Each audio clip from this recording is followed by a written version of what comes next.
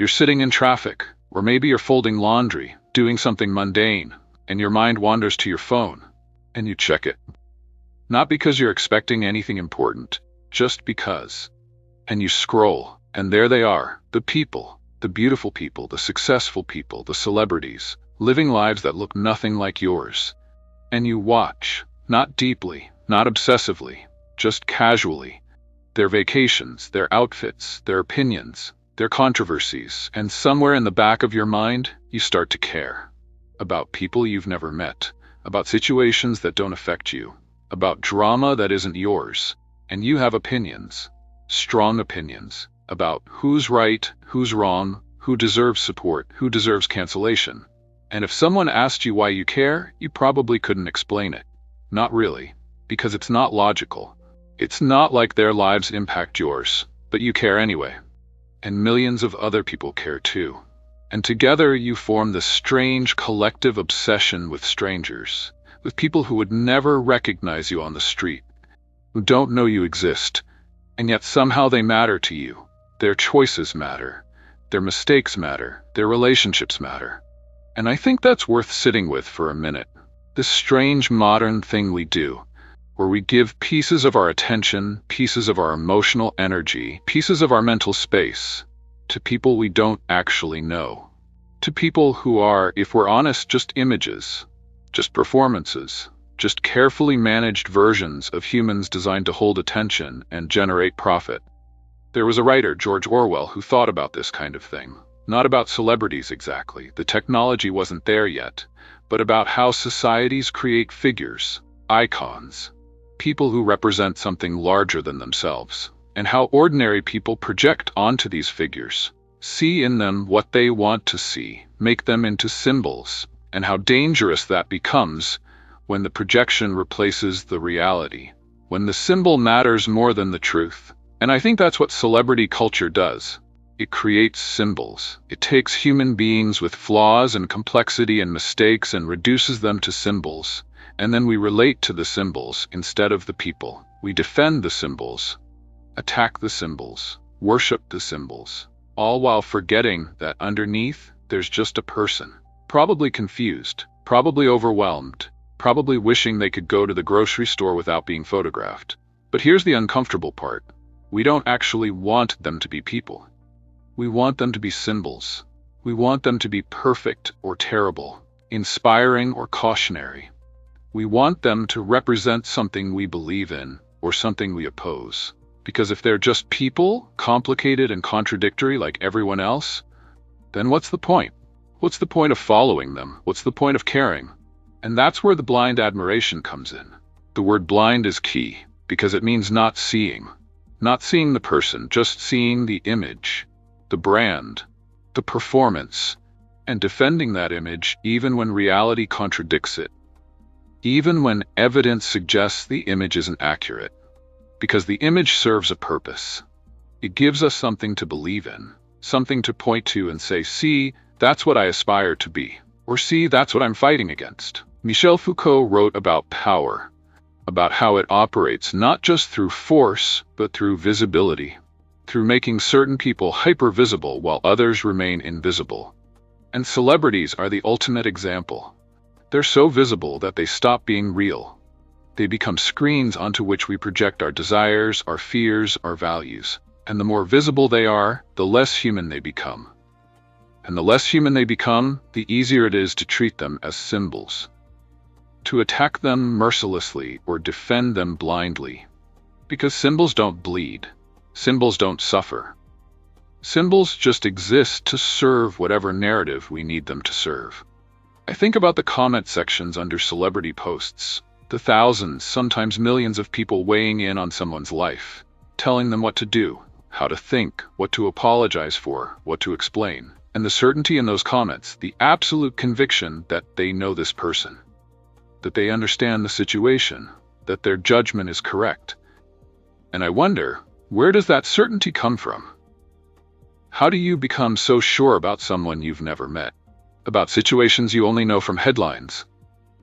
And the answer, I think, is that the certainty doesn't come from knowledge. It comes from projection.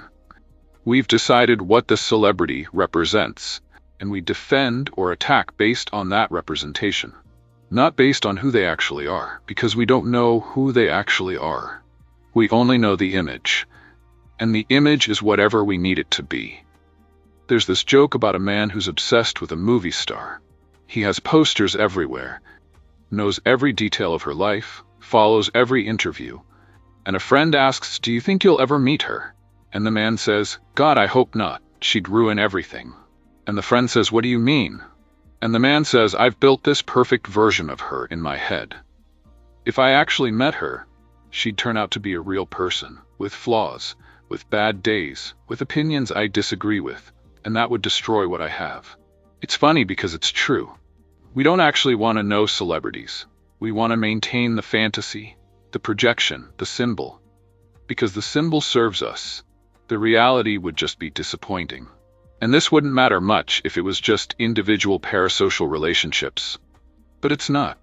It's collective. It's millions of people all projecting onto the same figures, all defending or attacking the same symbols. And that collective energy becomes real. It ruins lives, it builds careers, it shapes culture. All based on fantasies, all based on projections of people we don't actually know. Schopenhauer believed that humans are driven by will, by desire, and that most suffering comes from wanting things we don't have. And celebrity culture weaponizes that. It shows us people who seem to have everything: beauty, wealth, fame, love, success, and it makes us want those things, makes us feel insufficient without them. And then it offers us a solution, not to become those things. That's impossible for most people, but to attach ourselves to people who are those things, to follow them, support them, defend them, live vicariously through them, and in that vicarious living feel like we're somehow closer to the life we want. But we're not. We're just distracted, just consuming, just giving our attention and energy and time to people who don't know we exist. While our own lives, the actual lives we could be living, slip by unnoticed. And I'm not saying celebrities are bad people. Most aren't. Most are just trying to navigate an impossible situation, a situation where millions of people have opinions about everything they do, where their humanity gets constantly erased in favor of narrative, where they can't make a mistake without it becoming a crisis, where they can't just exist without performance. That sounds exhausting. That sounds like a kind of prison. A golden prison maybe, but still a prison. The problem isn't the celebrities. The problem is us. Our need for symbols. Our need for figures to worship or villainize. Our willingness to trade reality for image. Our eagerness to defend or attack based on projection rather than knowledge. Our habit of forming strong opinions about situations we don't understand, involving people we don't know.